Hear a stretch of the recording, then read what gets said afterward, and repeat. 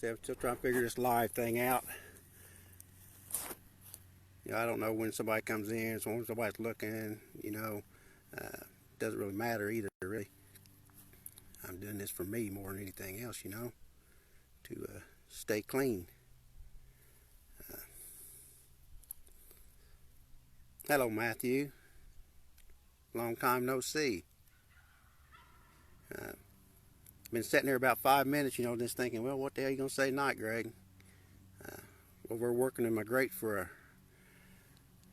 about a half hour or so. Threatening to cut them things down every year, aggravating things. But, and running around out here in the yard trying to find somewhere picking up signals. Hello, Seth. Hi, Cassie. The wind's blowing out here, so I don't know if it's going to be messing with the sound or not. I posted us talk about what working on the program means. I know when I first started here working the program, it's like, what the hell are they talking about?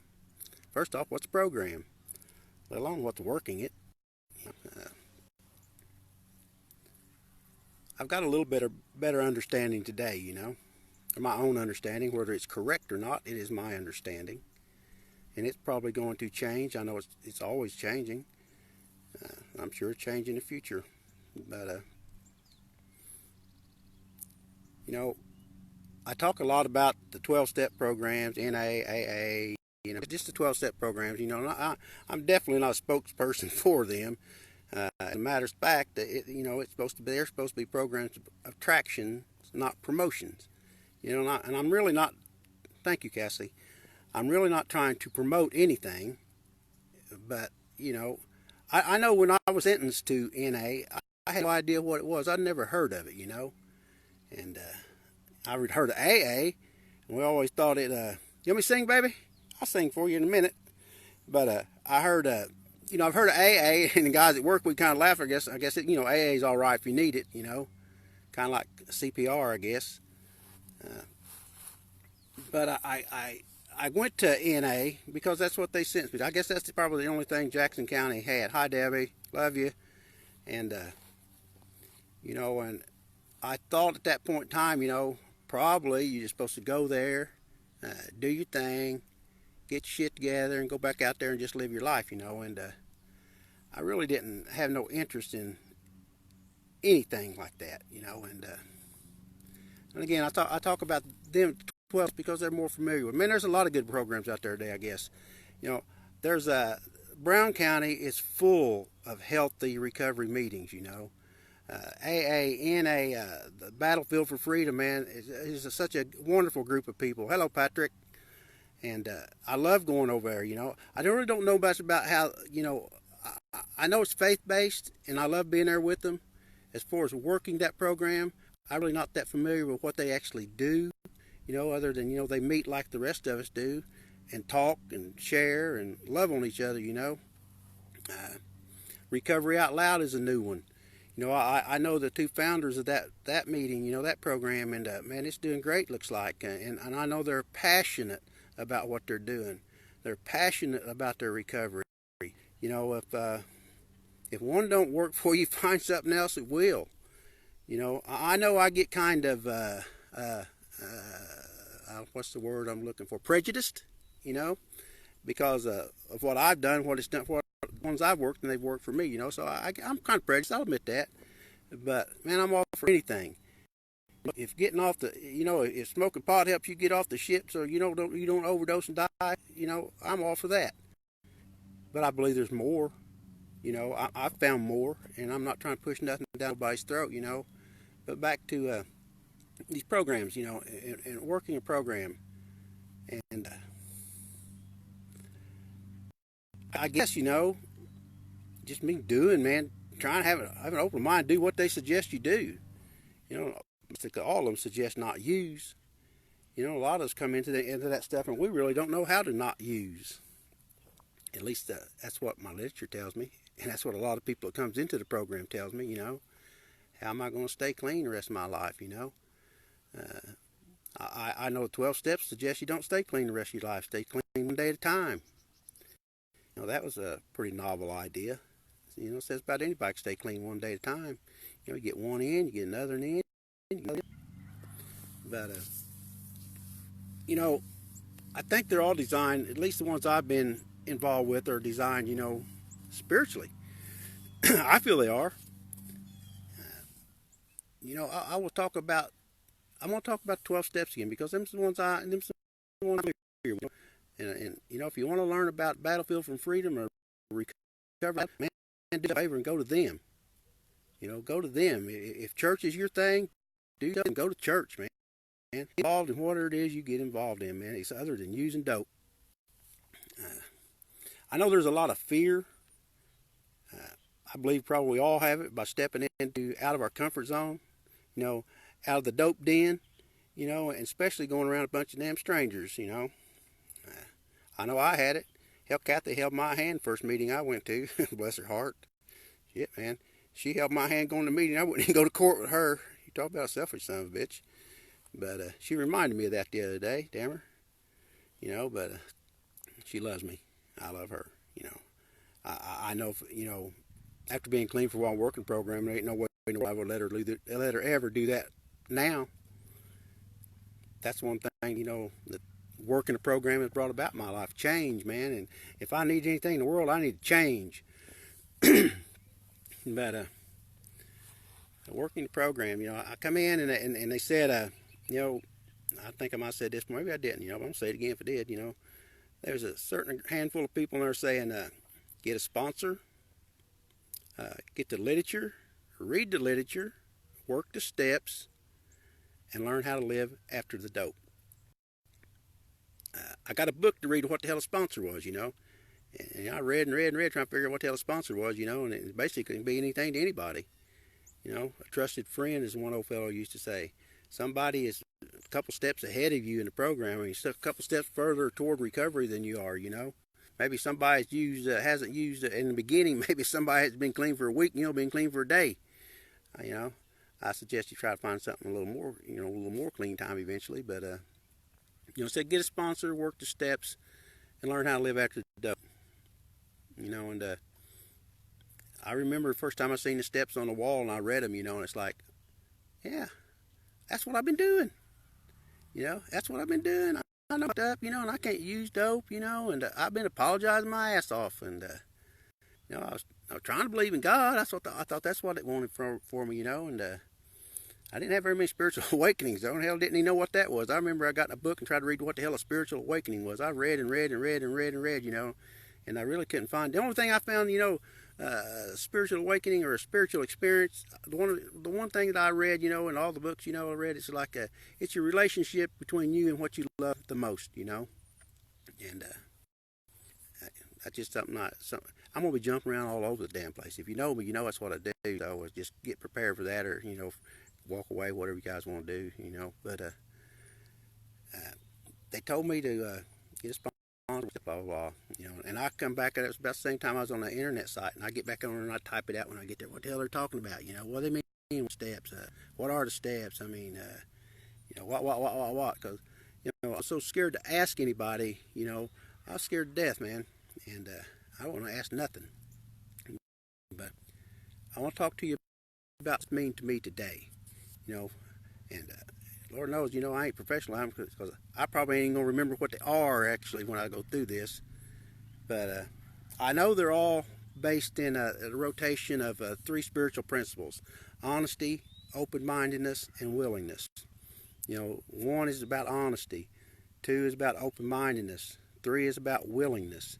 Then 4 is about honesty, open-mindedness, willingness. Through the 12, that's the way it goes, and the first step, it says, admitted if you're in NA, it's admitted we're powerless over our addiction, our lives will become unmanageable. If it's in AA, it's admitted we're powerless over alcohol, and our lives have become unmanageable. If it's in Overeaters, it's probably admitted we're powerless over food, and our life has become unmanageable. I know I've read a lot of stuff, that put down 12 steps, and that's cool if that's what they want to do. If they got something better, blah, blah. They say it's detrimental to addicts to tell them they're powerless, and it probably maybe is in the long run, But in the beginning, NA wants us to focus on, the dope. That's what it asks us to do in the very beginning. That's the first thing that's got to go. And a lot of times, it's easy. It was easy to see I was powerless. Other than I really didn't. I couldn't stop using for years.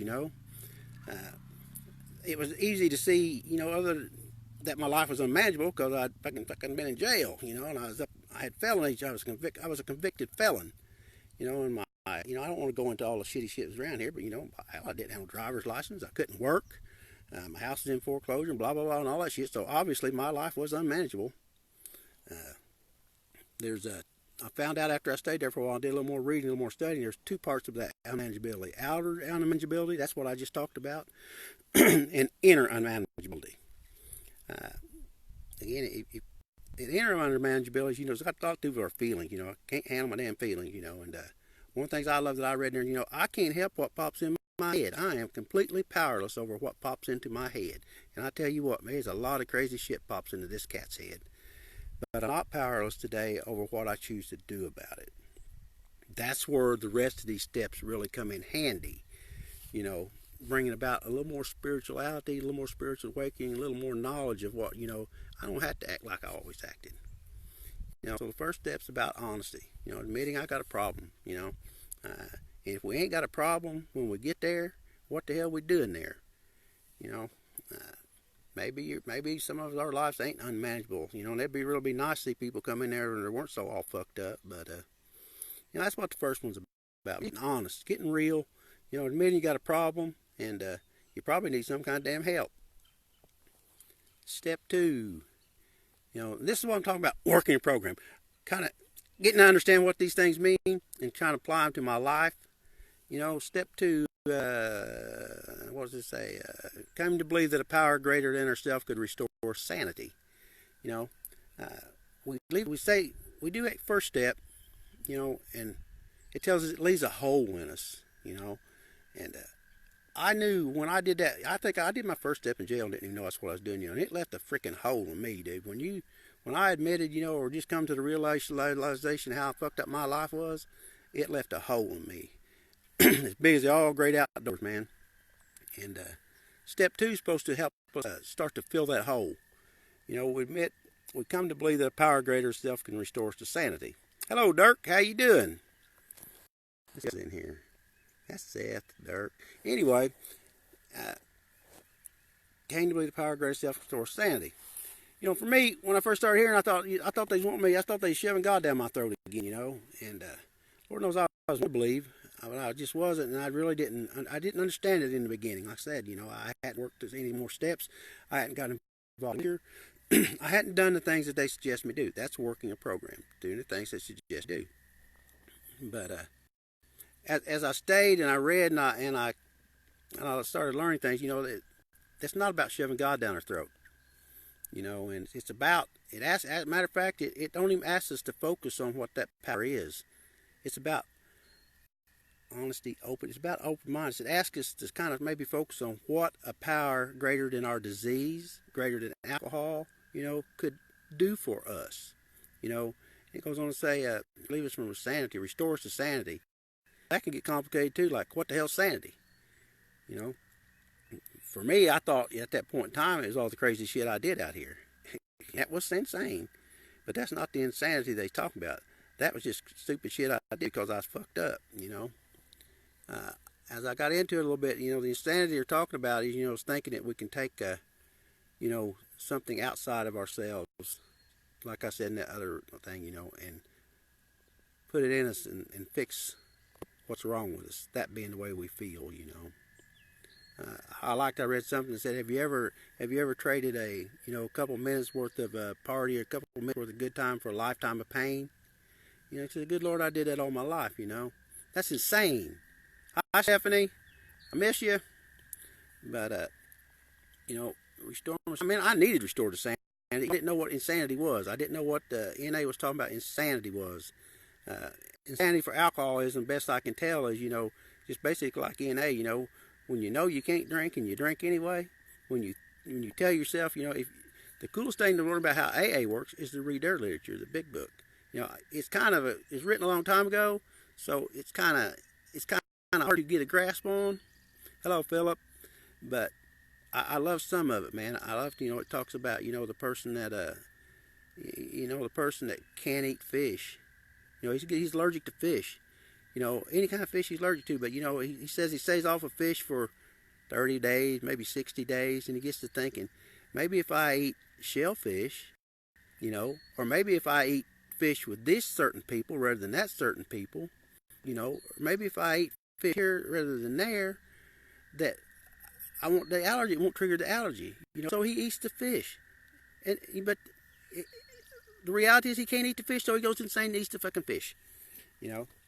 That's kind of what they're talking about AA. And basically, that's about the same shit the NA got going on, man.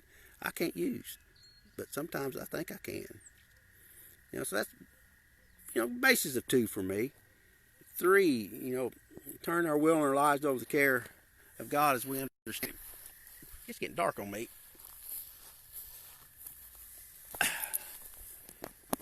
And that's about willingness. They do use the God word, and a lot of people's got a good relationship with God, man. And but the reason some of us don't, that's why it's worded the way it is. God of our understanding. Some of us don't have that. And some of us has got a lot of some of us don't care for religion and all that stuff, man. Some of us don't care for a lot of shit, because we're crazy. I'm glad I do. Share. Talk with me, Stephanie. I'll get you on here, I think. Anyway, third step. It's about willingness.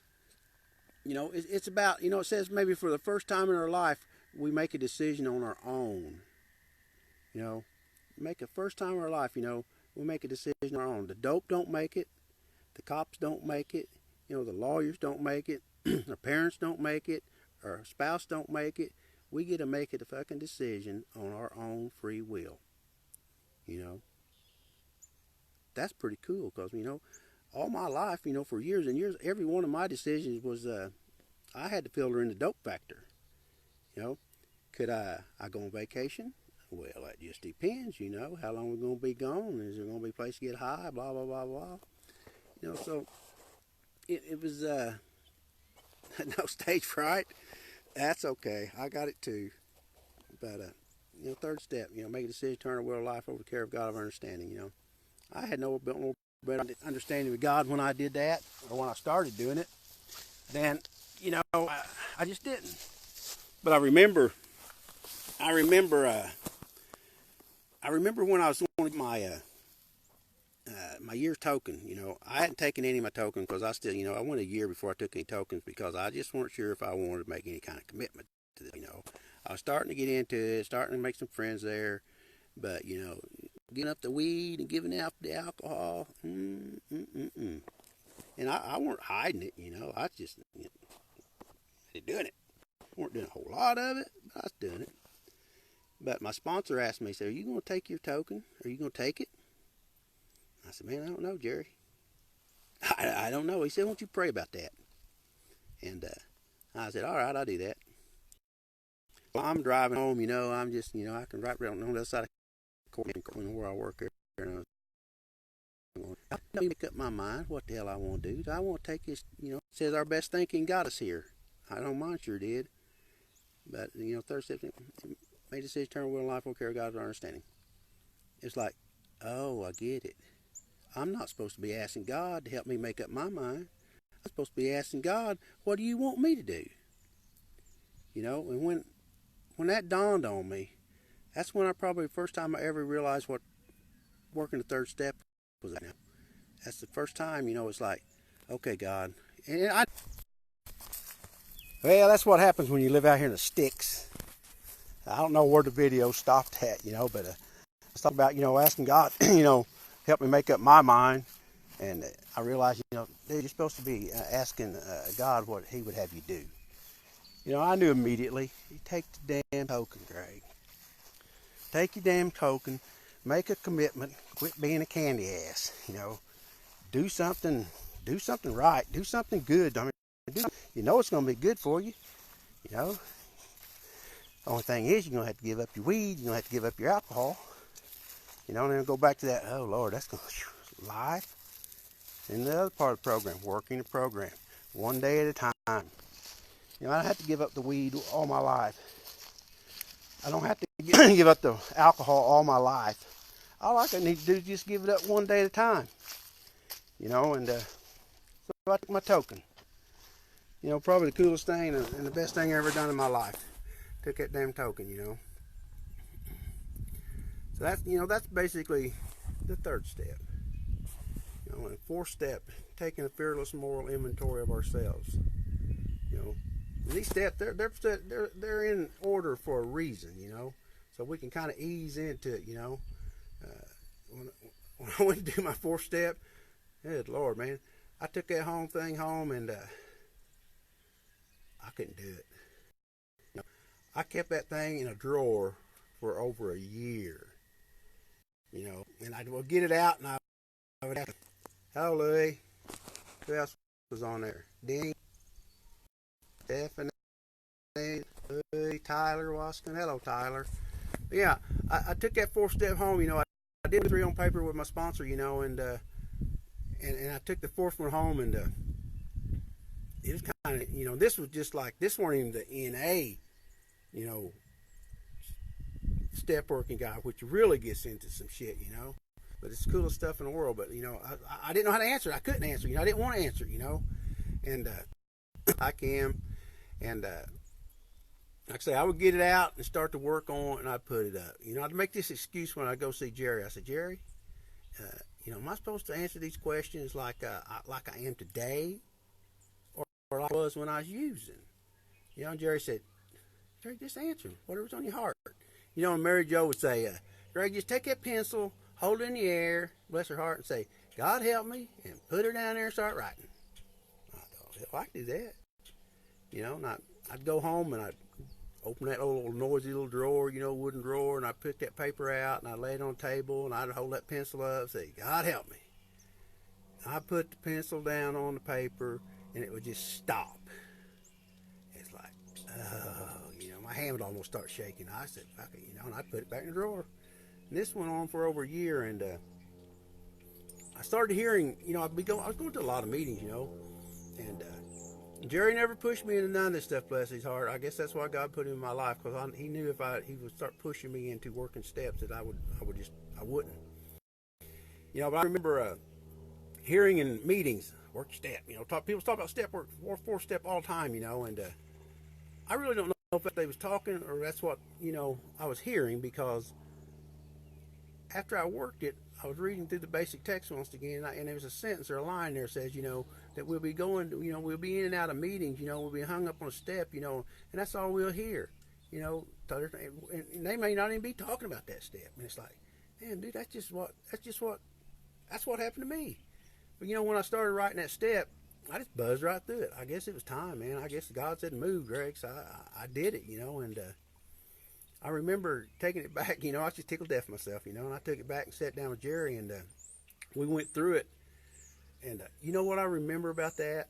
You know, it's talking about taking hello, Brian, how you doing, brother? It's talking about taking a fearless and moral inventory, you know, and what I remember about step 4 was Jerry telling me, don't forget to put your assets down, Greg. That blew me away, you know. I didn't know what fucking asset was. I remember talking about that in a meeting, you know, and Chuck Olson, bless his heart, he brought me in 2 papers, and I think they had like 3 columns on each side, 3 columns on each sheet, and one of them was character defects, and one of them was character assets. I could just stare at the defects, man, and recognize every one of them, and I really couldn't get myself to look at the assets. You know, I had so much shit inside of me, you know. I'd look at the asset side, and it's like I'd feel shame or some shit, you know. I mean, I didn't even want to look at the assets, you know. So I had a real hard time putting anything down as an asset. All I know is, you know, that's what I got out of it. And I remember when it got done, I thought, I'm glad that thing's done. I know I hear some people say, you know, they worked this step and it changed them, you know.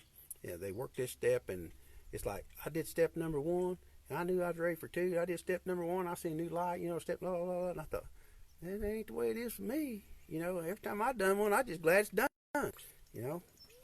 But step 5, I think, is yourselves into being the exact nature of our wrongs. Now, if you're working a program, if you're working the steps, if you work thoroughly or half-ass thoroughly, work step 4, you start to understand what the exact nature of your wrongs are. That's those character defects. Selfishness, greed, self-pity. I can name a bunch of them. Jealousy. I mean, you just name it. Self-centeredness. Those are defects of character. Those are the things that we act out upon. When I say we, I'm talking about me and anybody that can relate to me. Those are the things I acted out upon all my life that caused me grief, that hurt people. If I'm going to live peacefully in this world, serenely in this world, and have any kind of serenity at all, I got to quit doing that shit. Like I said in that video the other day, most of all, we hurt ourselves.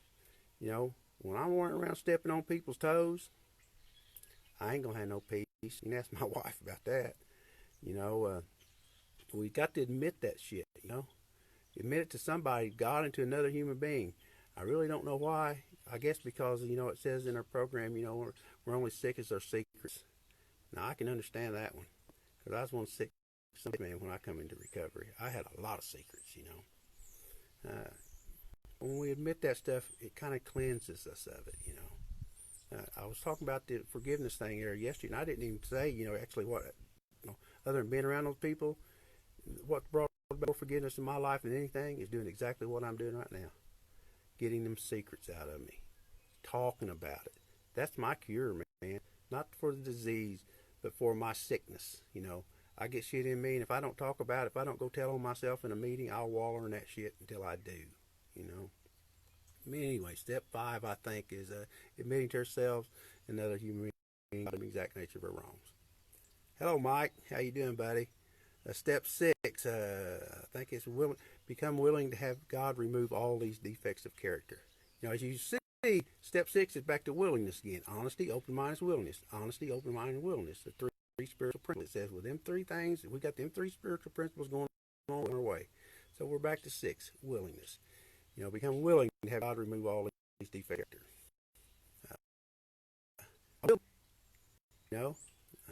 Sometimes I think, when are you going to remove them, dude? So I got lost there, but I found something that helped that, about we become willing. Then step 7, humbly ask Him to remove our shortcomings, which is those defects of character. So I kind of wonder, why. Why I do these things if this thing really works and there's really a God, and we get willing, and then we ask Him, why don't they just get gone? And I found the solution for that, or my answer for that, to satisfy AA, and I will explain that to you a little bit. This one, you don't read this in AA, but if you listen to the Joe and Charlie tapes, they go do a good job of talking about it. And they said that we're like think of us like a store. Every good store, every successful store does a daily or a monthly, weekly, yearly inventory. They check out what sells, what's doing the store good, what's just sitting on the shelves doing nothing, what's causing problems. Hello, Brian Wilson, brother. Man, it's been a long time since I've seen you. I'm glad to see you here, though. Kathy said she's seen you the other day, man. Hope you're doing well. But back to the storeroom. It says, think of ourselves as a storeroom.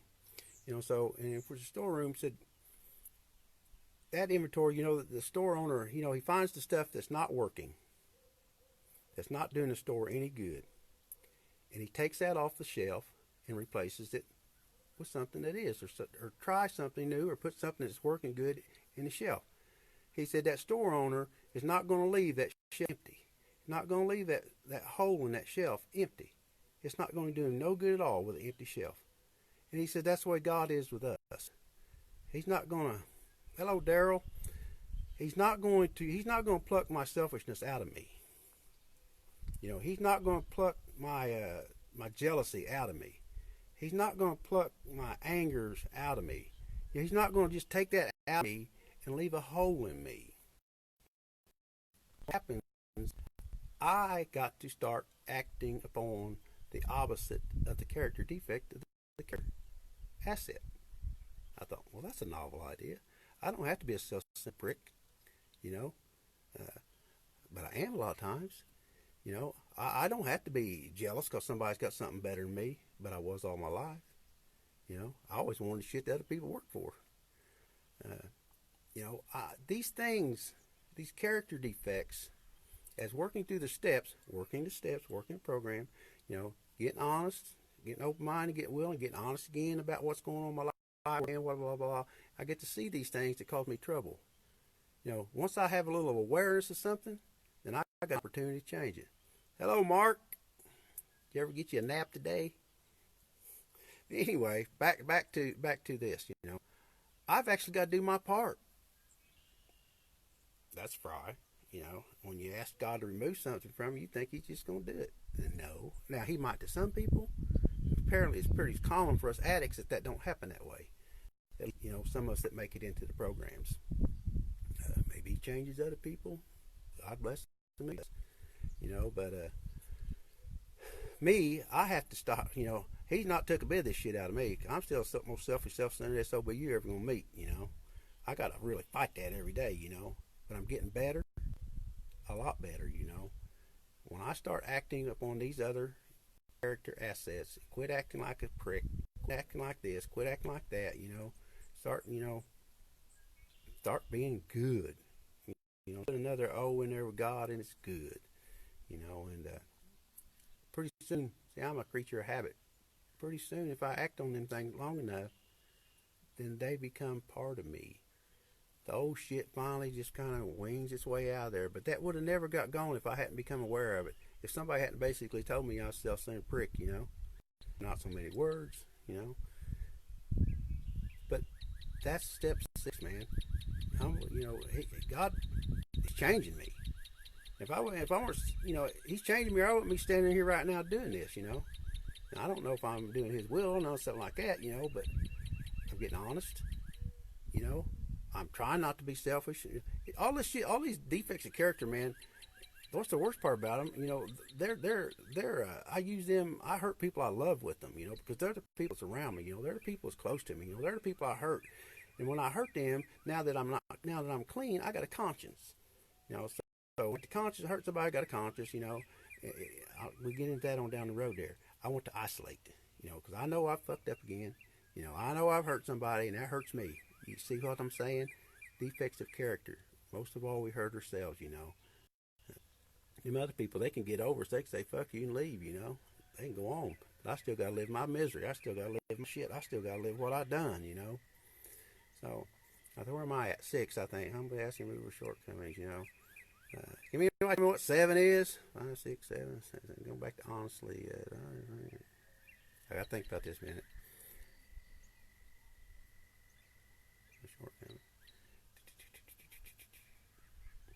Come on, somebody. Surely somebody knows. Oh yeah. Something about one of the next is become willing to make amends. You know, back to willingness again. Honesty, open mind is willing. No. Before we become willing to make amends, we make a list of all the people we have harmed. There we go. Back to honesty. We make a list of all the people we've harmed. Oh man, that's hard. You know, and it tells us, you know, when we make this list, not to think about making an apology, because you know, if we think about making an apology, it really screws a lot of us up. You know, we ain't gonna put that name on the list. We're gonna apologize. You know, but we make a list of all the people we've harmed. You know, and became willing to make amends to them all. When we make this list, we're not supposed to, you know, what they tell us to do. So, man, don't worry about what them people did to you. Clean up your own damn street. You know, we can't worry about what people done to us. We clean up our side of the street. So we can walk around. We clean up our side of the street. We walk around our head. You know, don't have to run around and hide, hang your head down, man. So we come willing to make that list of people we harmed. And then, you know, then ask us to make our apologies, man, make our amends. You know, I think exactly how it's worded now because I've talked so much, it gets kind of messed up, you know. make amends whenever possible, something like that. Don't ask us to start running out and make amends right off the bat, you know. And ask us, God, to put the people in our lives, you know, when it's time. If we're willing, if we become honest and know what we did, if we become willing to do it, then God will put them in our life, and we can do it. That's when we can really walk around and hold head up a little bit, you know. We can, don't have to be ashamed, man. Clean up our side of the street. You know, it's up to them if they forgive us or not. I've been real fortunate. You know, my amends I've made, I've been forgiven. You know, and I know a lot of people that haven't. You know, and that's just totally up to the people. You know, sometimes we hurt people so fucking bad they never forgive us. You know, that tells us right now in their literature. You know, and you know, I know. You know, God bless her soul. If I'd have done, she'd done shit to me, I done her. I don't know if I'd ever been able to forgive her or not. You know, that's because I'm self-centered and she's not. You know, bless her soul, love her to death. But you know, we're supposed to. It has to do this with a sponsor, man. Somebody's done it before. You know, when we make these amends, we're not supposed to go out. You know, we can't make amends where we hurt other people. You know, for instance, you know. We can't be, you know, just say it happened, it didn't, but say, you know, if I was making my amends to one of my buddies, I mean, I can't go up and, man, I screwed your old lady, you know what I'm saying? You know, we can't do that and hurt other people, you know? So when we got this shit going on inside of us, man, and we can't make an amends, we make a living amends. That's what I'm trying to do, you know? Quit doing that shit. Quit screwing somebody's old lady, you know? Tell people about, you know, how you dealt with it, you know, what you've done, you know. We ain't got the right to make amends to make ourselves feel better to hurt someone else on the way, you know. And that's where sponsors come in handy, you know, to help us understand that stuff. Now, we make our amends, and, you know, right after this, you know, 4 steps is about inventory. 10th step, continue to take personal inventory, and when wrong, promptly admit it. Now, I shared this in a meeting the other day. Apparently, it's pretty damn important for us addicts to take fucking inventory. You know, because like I say, you know, I got the disease of more. I got a disease of self. You know, that's what I like to call it. You know, selfish, self-centered. You know, and I got to ask myself every minute, every day. You know, am I acting on? If I need to, I don't say I got to, because hell, half the time I don't. But I need to. You know, it's like before I act, before I open my mouth, before I do something, I need to say, you know, take a personal inventory. Am I doing this? Ought to run on Greg's will, or is this God's will? You know, when I say when I'm being a prick to my wife, that's not God's will. You know, that's Greg's will, obviously. And you can go on and just use your imagination, man. You know, if you have any kind of belief in a loving God, you know, that's what's asking us to do, man. Think about it a little bit. Why are you doing this? You know, and we're wrong, promptly admit. You know, I know saying sorry a lot of times don't mean shit, especially say it every day, all day long. You know, sooner or later we got to start acting different once I get through this thing. That's what we're talking about. And around people, you know, a lot of people, a lot of time trying to do the same damn thing, because what I'm best at is forgetting. You know, forgetting what I'm trying to do, forgetting that I'm supposed to be running on God's and not Greg's will. You know, forget shit. You know, we may take that personal inventory. That's number 10. You know, I say take it every day. I take it, you know. And I do a lot of apologizing today. Then you go into step 11. You know, how is it?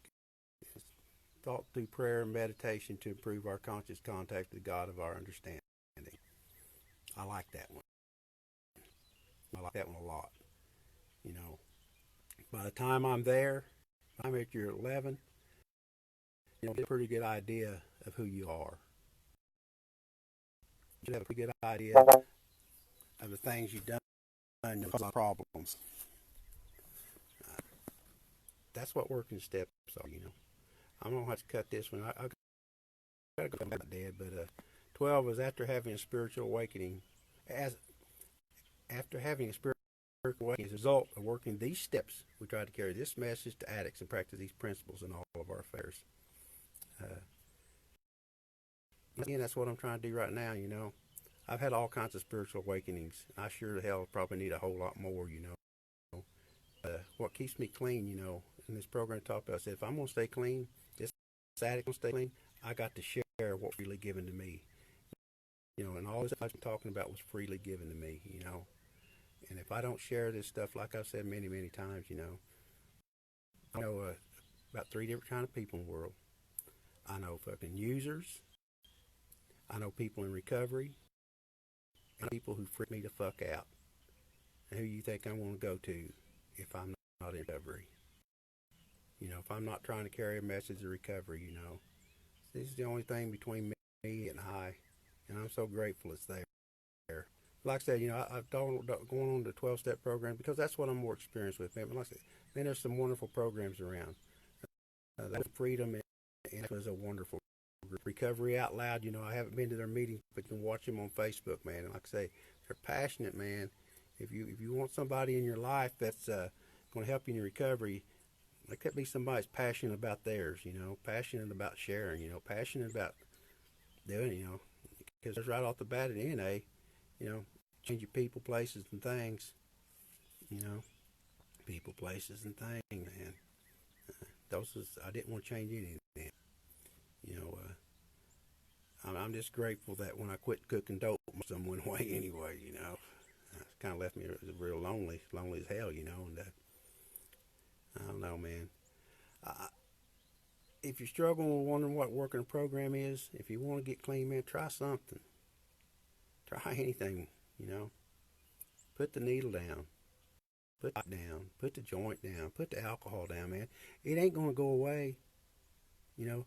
It says, you know, if you're not satisfied with the results, we will gladly refund your misery. You know, the dope ain't going away, people. You know, if you don't know you're an addict, if you don't know you're addicted, you know, try to go without it a day. Try to go without 2 days, a week, a month, 6 months. See what happens, you know. And if you put that shit down and you go fucking crazy, you know, there's people out there that can help you. You know, I don't know. I would have never made it without the loving people in these programs, you know. And I'm grateful for them. You know, they allow me to do, you know, all this time I've wrote, and they've allowed me to do this right now, you know, and I kind of enjoy this, you know. It's hard, you know, but it's cool too. Anyway, if you got anything out of it, cool. If you didn't, even cooler. I'll catch you on the flip side, people. Love you.